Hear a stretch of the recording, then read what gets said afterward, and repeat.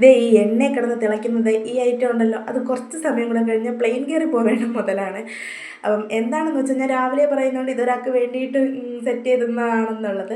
അപ്പം ആർക്കാണ് എന്താണെന്നൊക്കെ വെച്ചാൽ, പ്രവാസികളില്ലാത്ത വീട് കാണത്തില്ല, ഒരാളെങ്കിലും പ്രവാസിയായിട്ടില്ലാത്തൊരു വീട് കാണത്തില്ല. അപ്പം ഞങ്ങൾ എവിടെയുണ്ട്, എൻ്റെ അനിയൻ. അപ്പം പ്രവാസികൾക്ക് നാട്ടിൽ നിൽക്കുന്നവരോടും നമുക്ക് അവരോട് എന്തെങ്കിലും സ്നേഹം കാണിക്കാൻ പറ്റുമെങ്കിൽ ആരെങ്കിലും അവിടെ നിന്ന് ഇങ്ങോട്ട് വരുമ്പോൾ എന്തെങ്കിലും കൊടുത്തു വിടുക, ഇവിടെ നിന്ന് അങ്ങോട്ടെങ്കിലും പോകുമ്പോൾ അവർക്ക് എന്തെങ്കിലും ഇഷ്ടമുള്ള സാധനങ്ങളൊക്കെ കൊടുത്തു വിടുക.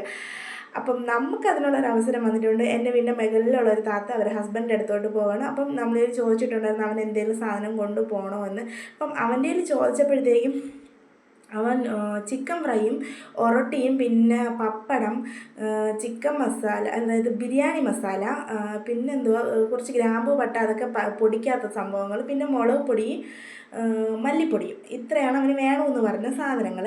അപ്പം നമ്മൾ ഒറട്ടിക്ക് നമ്മൾ ഉണ്ടാക്കാമെന്നൊക്കെ പറഞ്ഞപ്പോൾ താത്ത പറഞ്ഞു താത്ത ഓർഡർ ചെയ്താണ് വാങ്ങണം, അവിടെ നിന്ന് അവനും കൂടെ വാങ്ങിക്കാം, എന്നിട്ട് അവിടെ ഒരുമിച്ച് കൊണ്ടുപോയിട്ട് കൊടുക്കാം, ഫ്രൈ മാത്രം നമ്മളതിൽ ചെയ്താൽ മതിയെന്ന്.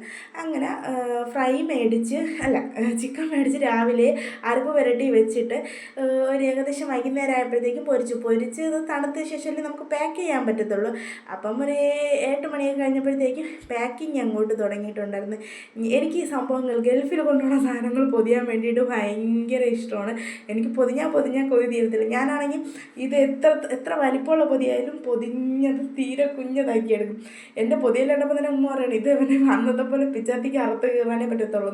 ഇതിന് മുന്നേ ഇതുപോലെ ഒരാൾ കയ്യിൽ കൊടുത്തുവിട്ട് അവൻ എൻ്റെ പറഞ്ഞത് എന്തൊരു കുറച്ച് തവയും ഞാൻ കഷ്ടപ്പെട്ട് ഇതൊന്ന് പൊട്ടിച്ചെടുക്കാൻ വേണ്ടിയിട്ടൊന്നും.